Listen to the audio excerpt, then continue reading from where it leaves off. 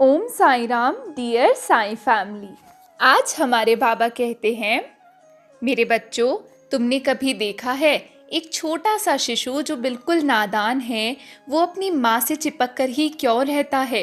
उसे इस बात का एहसास भली भांति होता है कि जब कोई भी दूसरा अनजान व्यक्ति उसे छू देता है, वो उसके पास नहीं जाता, रोने लगता है, खुद तकलीफ़ में आ जाता है। इसी तरह से तुम मेरे बच्चे हो, तुम्हें किसी और की छुअन महसूस हो जानी चाहिए।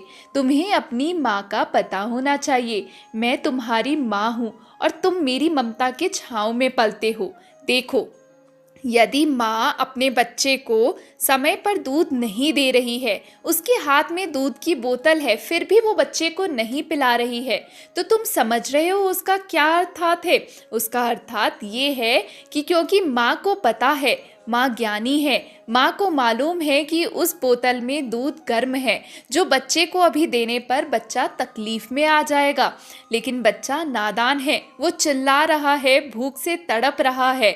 ये देखकर माँ विचलित नहीं होती, क्योंकि माँ विश्वास रखती है कि भूख तो क्षण भर की है, लेकिन यदि बच्चे को अभी दूध दिया जाएगा तो उसे तकलीफ बहुत लंबी झेलनी पड़ेगी।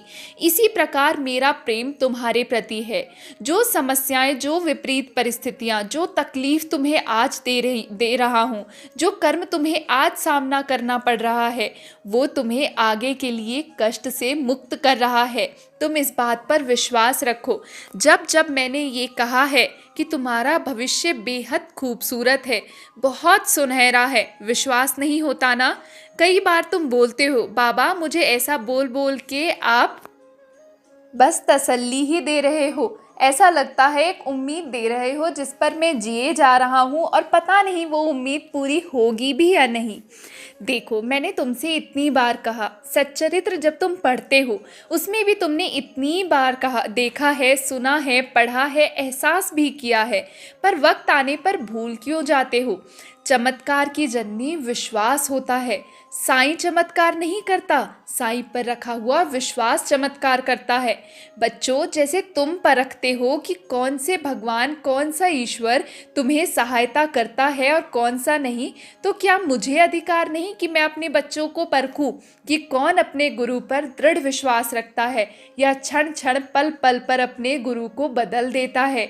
तुम्हें मैं मिला हूँ, इससे बड़ा भाग्य तुम्हारा और कुछ नहीं है।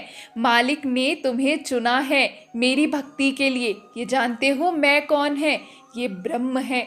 तुम ब्रह्म की पूजा करते हो, और जब ब्रह्म की पूजा करते हो, तुम्हारे अंदर ब्रह्म समाया है, तुम ब्रह्म के अंश हो, फिर किस बात से भयभीत होते हो? निश्चिंत रहो, आ रहा हूँ कुछ खुशियों का ढेर लेकर। जानता हूँ काफ़ी तकलीफ में हो, इसलिए आ रहा हूँ। ओम साई राम।